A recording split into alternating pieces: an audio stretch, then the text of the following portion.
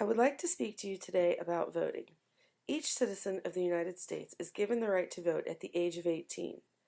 That means that a few of you will be able to vote in this year's election for the very first time. This can be very exciting and very stressful at the same time. It is the first time that you are able to vote and allow your voice to be heard.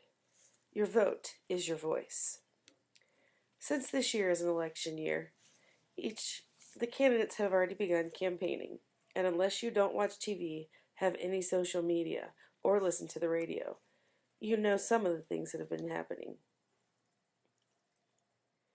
You have seen the mudslinging, the bashing, and some of the platforms that each candidate is standing upon. You have seen or heard from parents, friends, classmates, or educators who makes sense to them, who they are likely to vote for, and what they agree or disagree with. Everyone has some sort of opinion about who is running, what they are saying, and who's doing what to who in this race. People are reacting to debates and voicing their opinions on the candidates in one way or another. There are some people who are very vocal about who they are voting for, and there are some people who don't speak of it at all. It is every person's right to choose. Now I would like to explain to you how our votes are counted. Right now, there are 538 electoral votes, with a majority of 270 votes needed to win the election. The Electoral College is the system that the United States uses to vote for the president. Each state is given an equal number of votes for the amount of representatives that they have sitting in the House. They also get one vote for each state senator. When we vote, we are telling our representatives how we want them to vote for the president. We are telling them what we agree with, what we don't agree with, whose platform makes the most sense to us, and who we think will do a better job of running our country. Each and every vote counts. Not only my vote or your vote, but everyone's vote. It really does count. No one vote will cancel out another vote.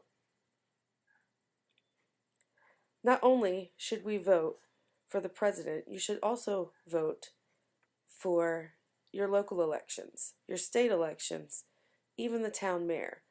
All of the people that we vote for in every election give voice to what we think is important, what we think should be done, and how things should be run, and what laws should be made, what changes should be made to each law.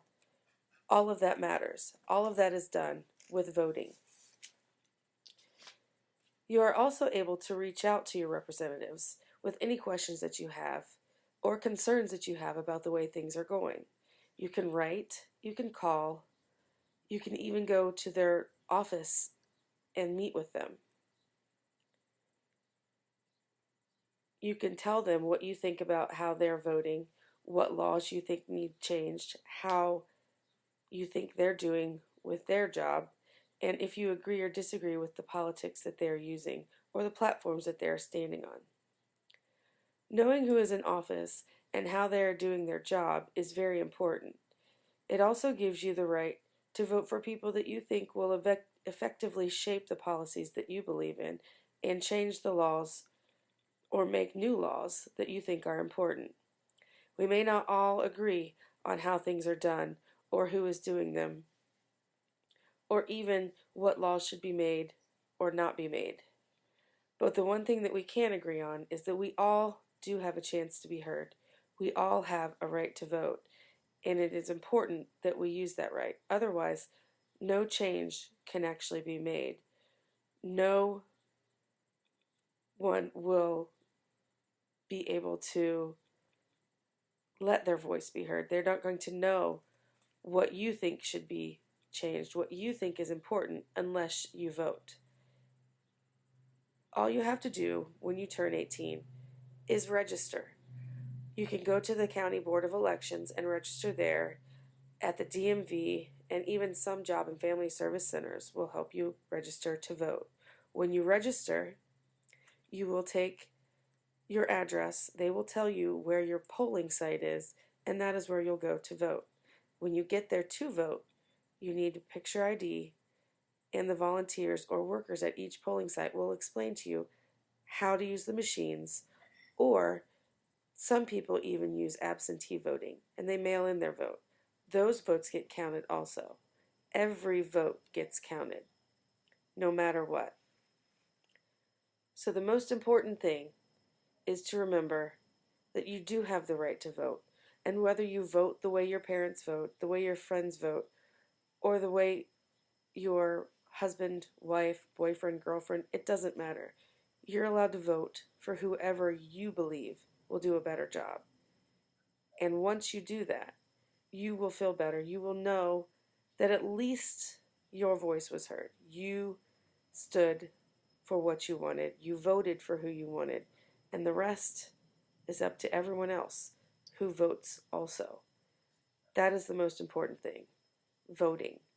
Because if you don't do it, then nothing will change.